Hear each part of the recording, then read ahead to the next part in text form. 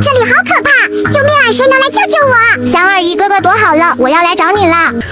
我的妈呀，你哥哥这是躲到哪里去啦？黑漆漆的，好可怕呀！你竟然不在这里！妈妈，我和哥哥玩捉迷藏，但他突然不见了。什么？不见了？对呀对呀，我看到他躲到一个黑漆漆的洞穴里面。你们快想想，你们家哪有这种地方呢？大宝贝，你怎么在洗衣机里面？你们终于来救我啦！以后捉迷藏我再也不敢躲进洗衣机里啦。我说你这个小男孩可真调皮呀，竟然敢躲到洗衣机里面，万一洗衣机启动了，那可就危险啦。我们小朋友可千万不能向他学习呀。